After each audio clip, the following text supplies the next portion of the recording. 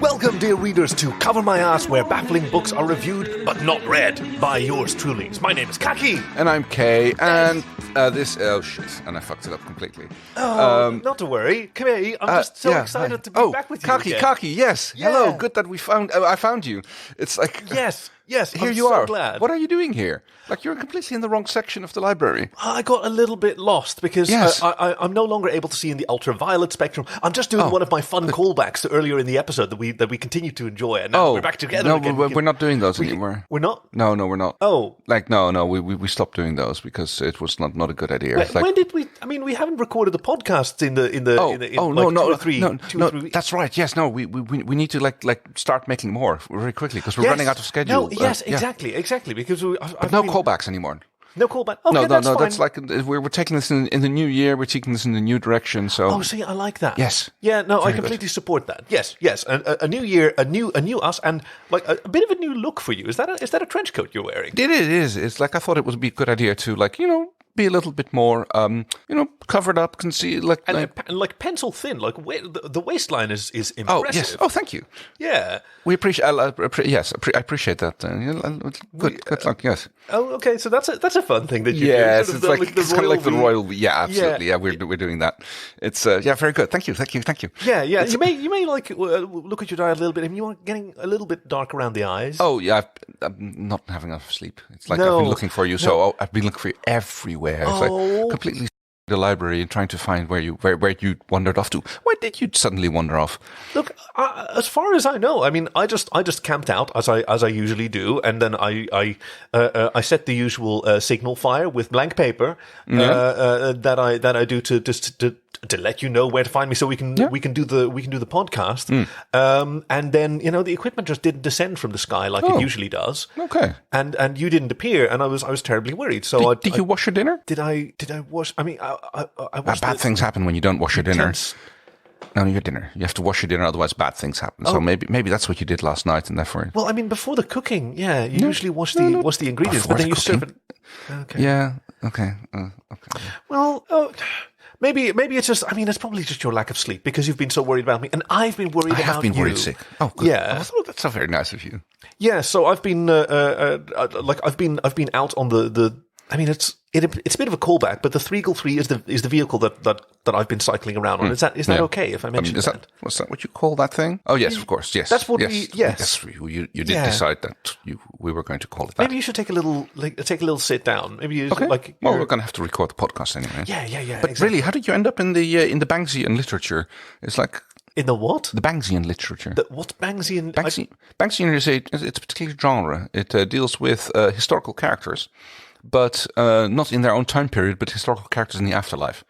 Oh, whoa.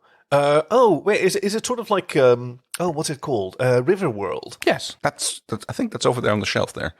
Wow, by Philip Jose Farmer. Why isn't it like called Farmerian fiction? Well, because I mean, it's not just him who done it. Well, who's Bangs then? I don't know. It's just what it's called, Bangsian. Okay, it's just that particular genre is what it's called. And you're like, I'm kind of a little bit surprised that you'd end up here. It like seems a bit oddly auspicious, but let's. Oh, sorry. Oh dear. Well, no, never mind that.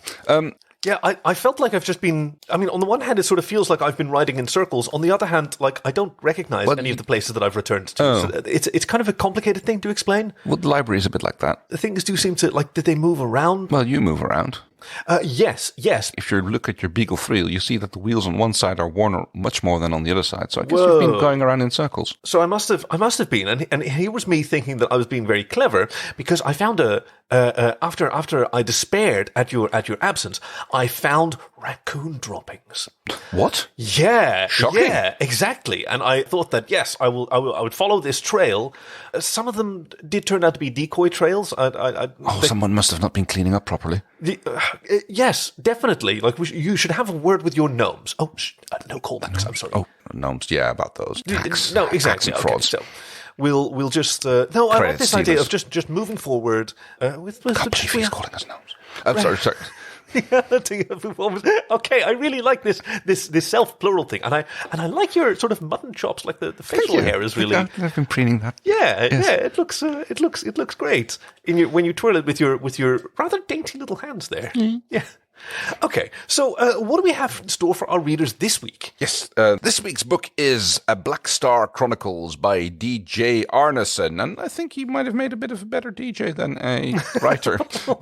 Sorry, being harsh here. Spoilers. Well, we only review books we like here, so that's right.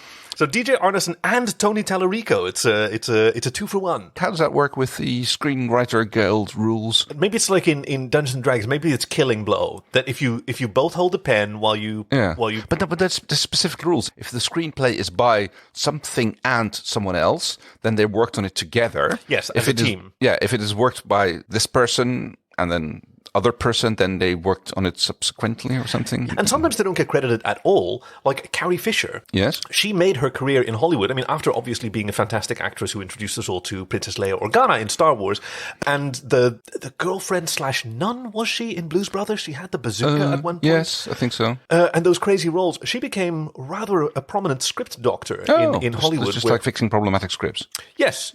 Improving like the character development. Like she made quite a career out of that. Even I don't know if she worked on the prequels of Star Wars. No idea. It's possible that she didn't. I did come across a lovely little thing earlier today about Carrie Fisher. Someone was like voicing concern about the way she was dressed in The Return of the Jedi, and it's like, how should I explain to my kid that you were wearing that gold bikini and that outfit? And she's like, well, just tell them that a mean slug made me wear it and I killed him for it.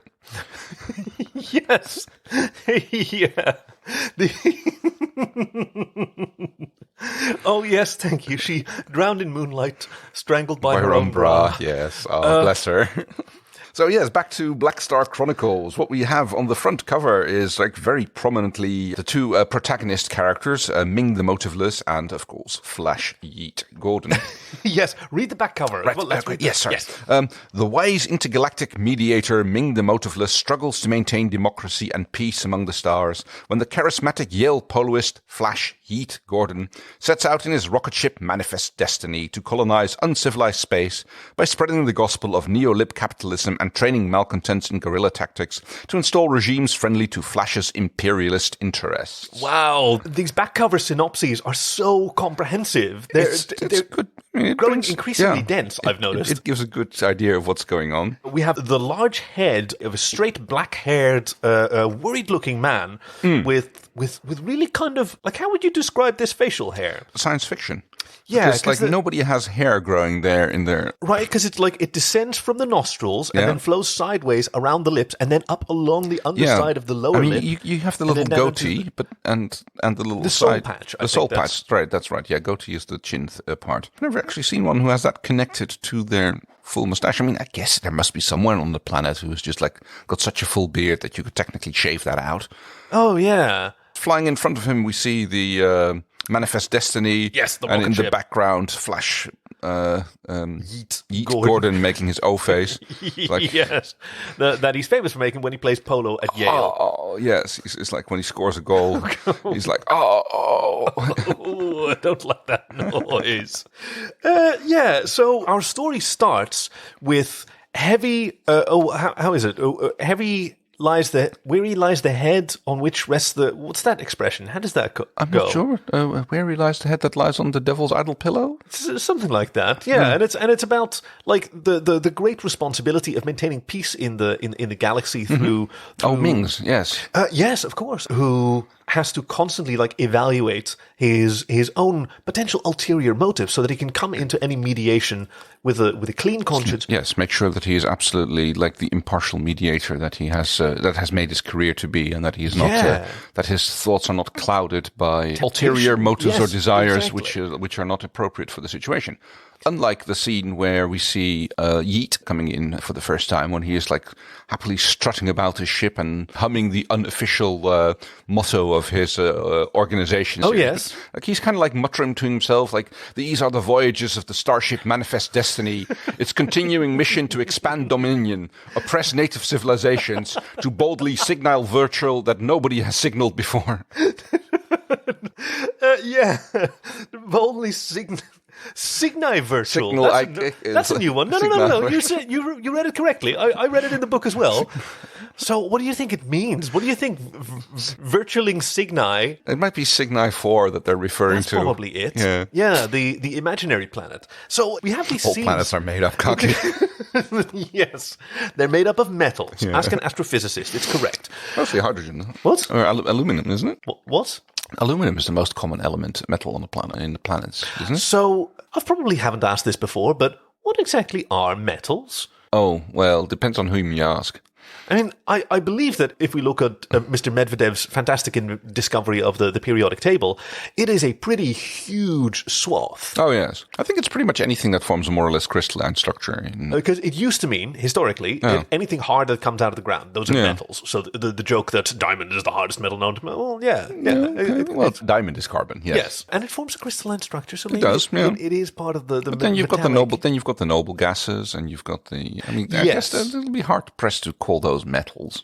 Well, mercury is a metal. Yes. Despite being liquid at room temperature. Yeah. And I believe one of the requirements is also that it's hard and that it can have a lustrous appearance in its either raw or polished form. Well, so it's got to be shiny. Yeah, I suppose diamond meets that criteria. So metal mostly means shiny. That makes sense. I noticed your eyes going just a little bit more delighted. Yes, yeah.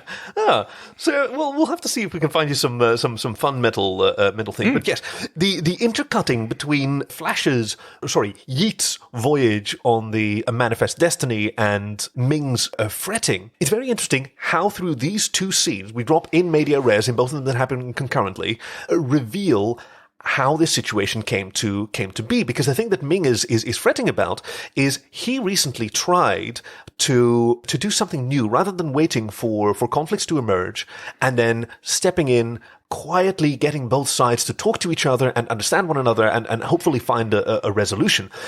He figured that he could save the galaxy a lot of trouble by preparing one of these primitive planets, these up-and-comers, this Earth that had just been discovered in the J system or the K system or something like that. Mm-hmm. Oh, maybe signal, the virtual signal, whatever we just said. Yes. That one thing that we just said. Virtual signaling. He sent the peace rocket Hector off to this planet that was rife with war and pollution and was developing a space program such that if in its current condition it joined the galactic community, it would certainly cause immense trouble and dissent and possibly war among the others.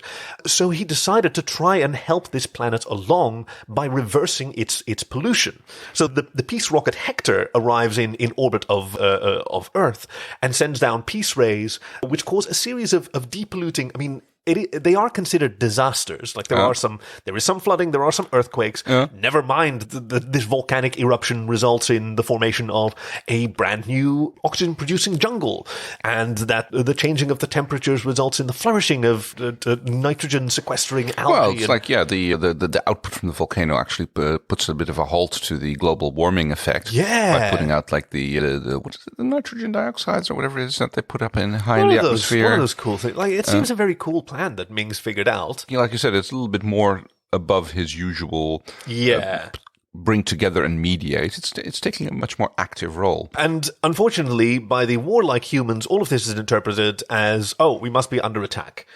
And they discover through their telescopes the planet. Yes, planet Mungo Jerry, which is of course, which is of course, toward them. Which is of course Ming's home planet.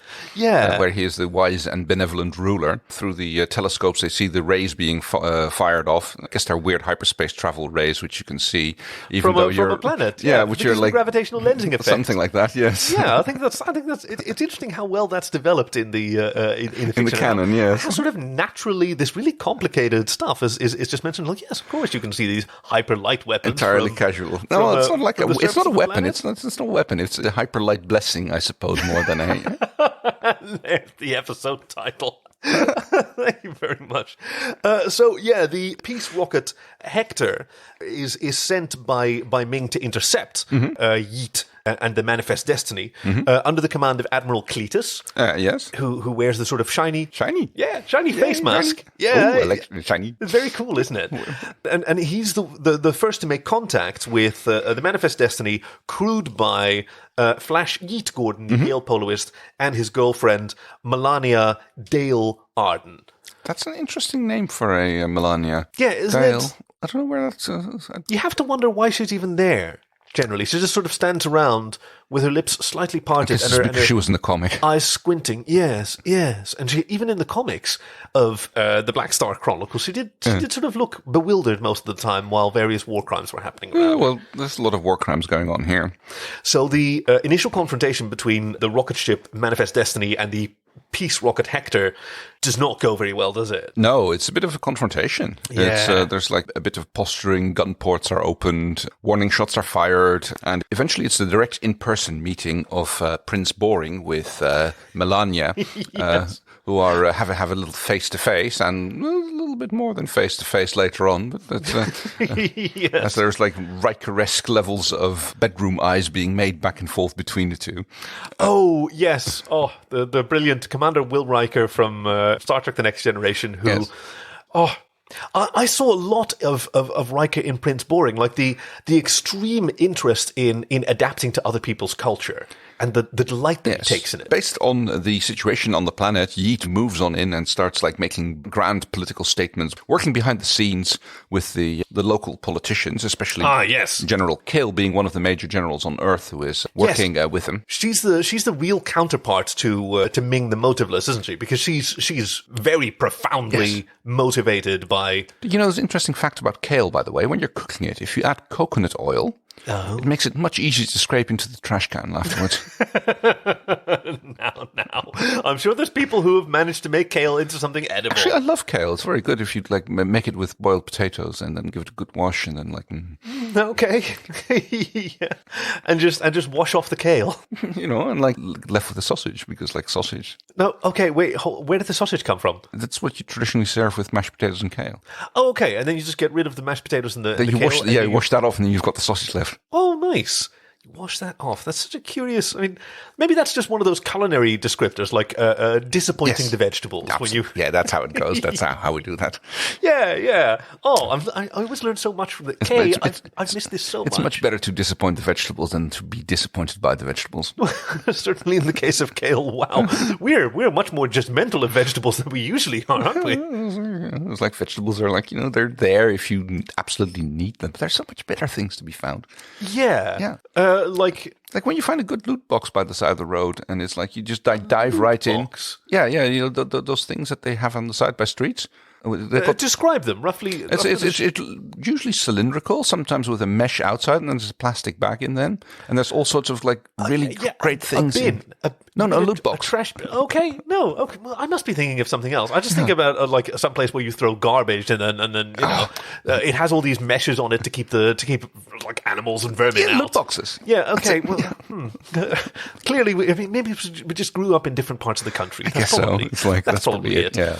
So. This is the kind of rationalization that Ming the Motiveless has been subjecting himself to, because he feels tremendous guilt for causing this situation, and he now sees the rocket ship Manifest Destiny has landed on the planet Munkojeri, and Gordon is proselytizing this rather like conflict-ridden philosophy. So Ming raises the alarm level in order to get the security forces up to a state of readiness, and he raises it to the level of yellow peril. That's the alert level. He's on alert level yellow peril because it's a very perilous situation. It is. Yeah, it turns out that Yeet is working for the Capitalist Insurgents Agency, who's now trying to like destabilize the government on Munkojeri. Yes, by fomenting rebellion among the Jetmen and the Sharkmen. Obviously, they're the major races on Munkojeri. But you also have these feathered fiends, which are the Hawk Mujahideen. Yes. And they're the ones that the CIA, the Capitalist Insurgents Agency, are funding with new weapons and they have new tactics. Well, basically what they're doing is they're selling this new drug called Wood Beast. Yeah. It's a weird kind of thing where you sort of stick your hand in a log and you get stung by it and then you trip balls, apparently, if it doesn't kill you. It's like, the way it's described is a bit like, crocodile. It's like it kind of turns... crocodile. Yeah, crocodile. It kind of turns into this flesh-eating disease thing after you take it too much and often. And this secret alliance between the CIA... What a weird acronym. And the Hawk Mujahideen is known as Operation Condor. I like the sort of feathered implication Yeah, and seeing the success of Operation Condor toppling fairly decent, well-behaved regimes and promoting the much more aggressive and authoritarian dictators that are more sympathetic to the CIA's interest, Ming the Motiveless raises the alert level from yellow peril to red scare, which is the highest it can go. It is a big red scare because, especially Prince Boring in combination with Flash Yeet are massively destabilizing Mungo Jerry, especially after Yeet starts the false rumor that the water supply is being poisoned by none other than Ming himself. Yes. Turning everybody on the planet against their benevolent ruler. Yeah, and he has really nothing. I mean, a lie makes it halfway across the world before the truth has got its pants on. It takes much more effort to debunk lies and especially bullshit than, and that's an interesting distinction that we've recently seen happening a lot. It's like a liar cares about the truth because he knows what the truth is and he avoids it. A bullshitter doesn't care about the truth. He just wants to he just throws bullshit out there and he doesn't care about the truth. And the objective is not for you to believe the truth, but to consider everything to be bullshit. Yes. It's like if nothing can be falsified, then everything is fact-free politics, I suppose. And my ignorance is as good as your knowledge. Yeah, and that's the difference between a bullshitter and a liar. It's like, I see a lot of value in that. Yeah. The demands for respect and for attention and for civility. Yes. Even while breaking the most fundamental principles of discourse, which is to mean what you say. So, turns out Prince Boring, after he spent some more time with Yeet, starts to see what he's actually up to, and he informs General Kale that her counterpart, Oliver South, is the person who is actually selling the drugs, the wood beast drug, to fund the Hawk Mujahideen. Yes, and Operation Condor and the whole sort of domino effect of authoritarian regimes that are, which are they're selling the drug to the people of Mungo Jerry to actually help them fund the insurgents against their own government.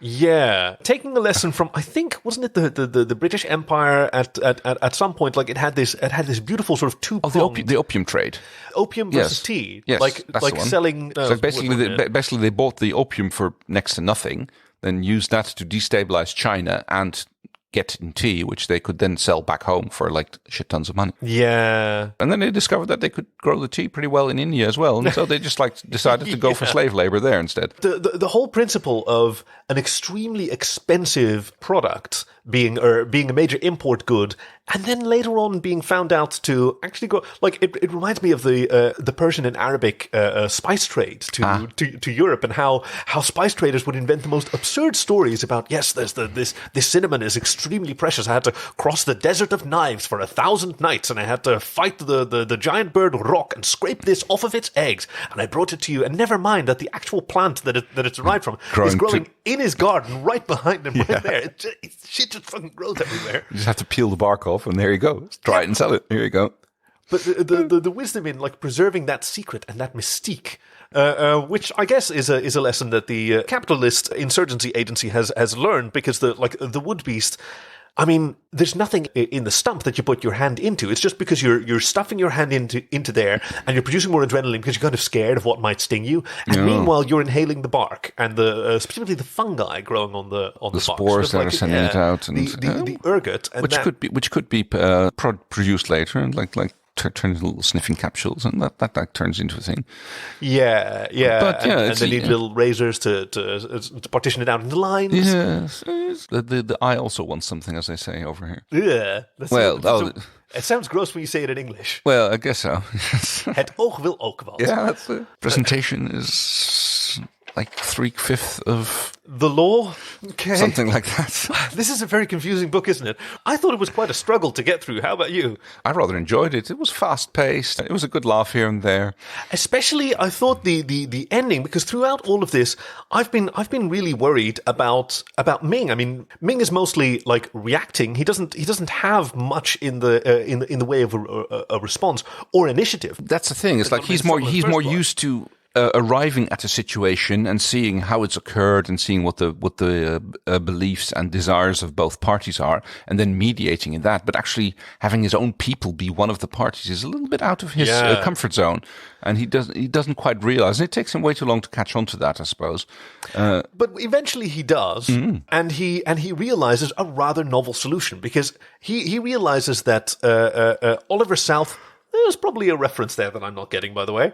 And General Kale and Flash Yeet Gordon, like all of them, it is only in their rhetoric that they appear to really agree, because with many of these philosophies or ideologies, vagueness is the way that they convey comprehensiveness. Only by being vague and by having movable goalposts are they able to make their very, very simple, very obvious and simple natural systems of right. If we just like leave out the definitions, and everybody can like find themselves in the agreement that we came to, and then we can argue later about what we actually meant.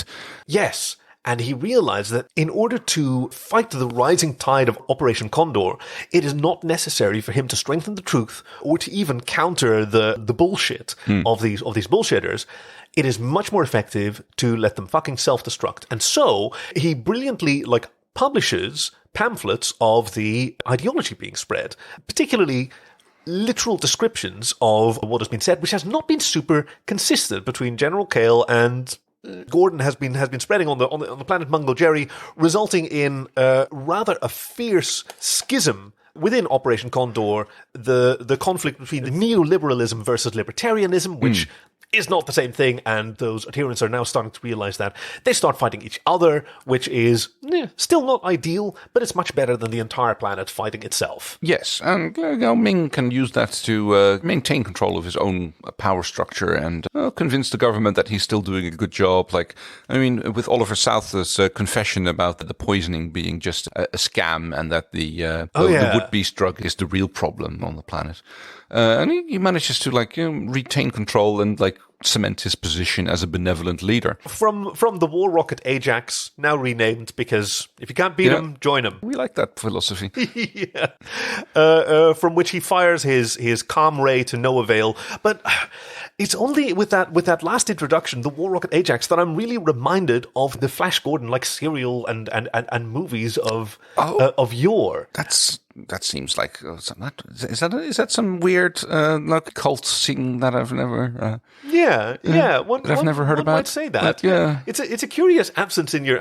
I thought that these names were very reminiscent. Even Flash Gordon is in there, although apparently Australians know him as Speed Gordon. Oh, yeah, because the word Flash was rather a pejorative term when the cartoons were coming out. No, it just means someone who's show-offy, a bit of a wanker. He's a bit Flash. Yeah, it's a bit Flash. Oh, okay. I wouldn't consider that derogatory. We're not in 1920s Australia. Fair point. Or are we? Ooh. The mysteries of the library continue. That I'm aware. I haven't seen any kangaroos yet. Crafty buggers, that. Okay. Could there be kangaroos? I haven't seen them. Hope so. Hope they're not. Library kangaroo. I'll figure something out. Libraroos. Yes. You beat me to it. Yes, that's great. That's great.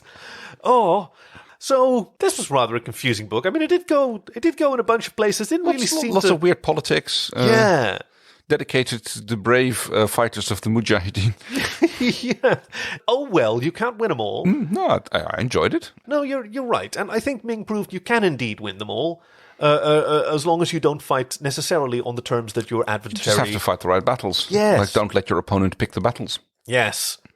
Because if anything we can take away from this book, that's that. Okay, yeah. I'm sure that all of our readers at home got that from this bewildering book as well. So how are we going to rate this book? Oh, that's going to be a good one. The Black Star Chronicles. Yeah, Black Star kind of didn't come up, did it? I suppose that's Mungo Jerry's star is traditionally black. Yeah, okay, there we go. It's weird how lately the title of the book barely seems to feature in. Did you know that most writers only have a cursory role in the title of their book? They can suggest something, but the publisher picks what the title of the book is going to be. And and if you are a very popular writer, then you can occasionally pull a red card, and that is no, I won't have that. but the publisher makes a decision in what the title of the book's going to be. Wow. Because there's you have to be careful, like it doesn't like match anything which was published too recently or too similar to this or that. That's or problematic. Or they figure like, this is a way to obscure a reference. Authors have very little actual say in what the title is of the book that's going to be published. And so I reckon that's something that happened here. Yeah, maybe it's been happening a lot where there's the title barely seems to factor into the book itself. But how many points in that star? We're sort of running out of numbers, aren't we? It is. It's very hard to like judge books by that. It's also arbitrary. Like main sequence. So main sequence star. Oh, what's good and what's bad? Let's say very young is good and very old is. I mean, not bad. In that case, I shall give it a red supergiant. A red supergiant out of the main sequence of stars. So, thank you to DJ Arneson and Tony Tallarico for writing the Black Star Chronicles. And thank you, the reader at home, for listening on probably one of the more confusing episodes so far. But never mind. If you enjoyed this episode, good on you. Very good on you. And please leave a review of our plucky little podcast on your service of choice and pick an episode you haven't listened to and just imagine what it's all about. You can find us at Cover My Arsecast on Twitter and covermyarsecast.com. And we'd love to hear from you. Now, Kay, what do we have in store for our readers next time? Next week's book is by Melissa Bank, The Worst Thing a Suburban Girl Could Imagine. One shudders to think. Thank you for joining us at Cover My Ass, where baffling books are reviewed but not read by yours truly. My name is Khaki. And I'm Kay. Oh, you're still doing that fun thing, yeah. And we only judge a book by its cover. Yeah, this one really did well. It was. Let's just convince ourselves that it went really well. I thought it did. Very good, very good. I thought so too. No, honestly, it's like we have more. Yeah. Come on. Don't be like that. That's our job. My job.